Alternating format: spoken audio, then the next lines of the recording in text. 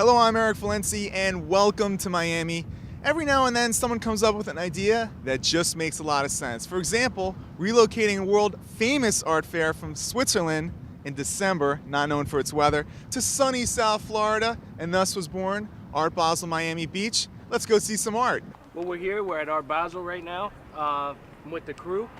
This formerly is Coco, one of the founders of graffiti, one of the original taggers, one of the original writers.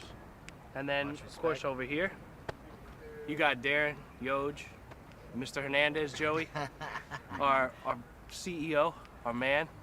And you guys are from Miami, so what does Art Basel mean for the city and the art scene? Well, in my opinion, Art Basel is the most important 7 days of the year in Miami.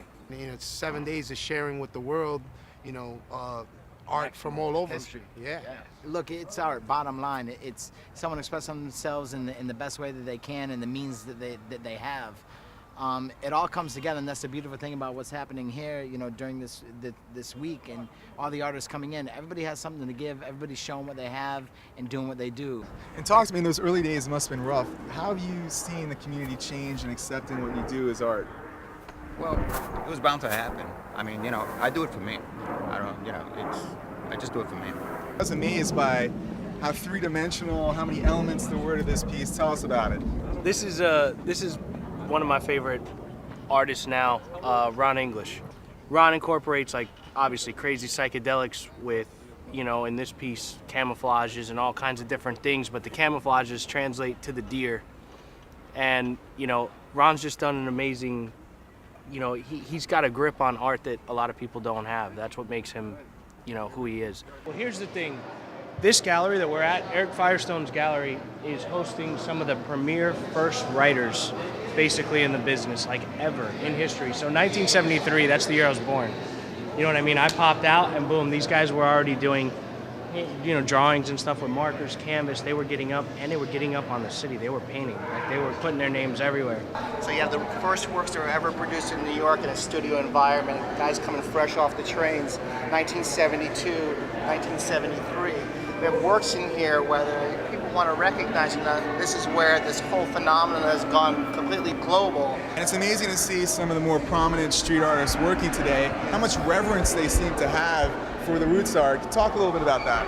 Well, as far as the roots go, you got like Phase 2 in the show and Coco in the show. Phase was the first one to ever throw up the bubble letter, he threw up the arrow.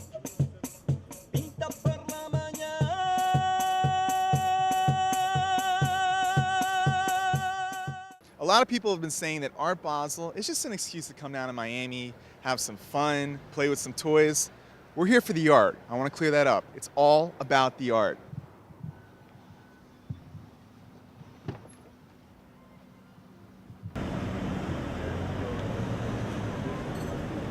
Here we are on famed Ocean Drive in Miami, bringing you art for art's sake. We are going the extra mile, literally, driving the new Phantom drophead. Enjoy the view. So I'm here with the owner of the Webster. Thanks for being here tonight. Welcome at the Webster. Looking around the room, there's some really notable people. One guy who won't be talking to us is this guy. I think the energy of Miami, the energy of South Beach is really, really cool. And you have an amazingly well-defined sense of style. Where do you get your inspiration from? From my brain. I just wake up in the morning and I feel it. What would Miami be without a taste of Latin flavor? We're here at Hakkasan, one of the hottest restaurants in the city, for a little lesson on tequila. Let's go inside and check it out. Casa Dragones is a unique style of tequila. It's a Joven style of tequila. And as you can see in our packaging, it's a sipping tequila. It's a result of blending white tequila with a hint of extra aged tequila. And we only produce one style of tequila, which is very rare in our industry. Salud. Salud. So tell us, what do you think the influence of Art Basel is on Miami and the art scene in general? Well, I think every season from when Art Basel started to be such a strong point of reference has been better and better. Somehow there is a definition of what is the mood of the country in terms of culture, art, design, architecture. We're here to check out a new up-and-coming swimwear line, and I'm here with the founder of Kini Swimwear. Tell us about the line. I do a lot of glitter suits, I do reversible suits, I do just a lot of like really fun things to wear that you can wear from the beach basically to going like to a restaurant with a nice little cover up on so that you can transition from day to night. I think Art Basel just has a lot of creative energy that comes to Miami, and me being a designer and lots of artists being around, I think that there's a real appreciation for any type of art, and I feel like my bikinis are a type of art also.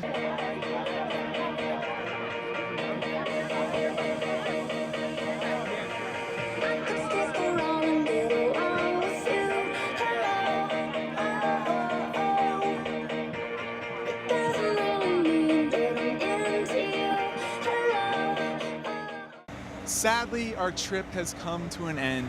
But if there's one thing I've always thought about life, it's you gotta have a lot of different experiences. Sure, it was Art Basel. Sure, it was about the art. But we saw cars, we tasted great tequila, we saw some fashion, and we saw some unbelievable street art.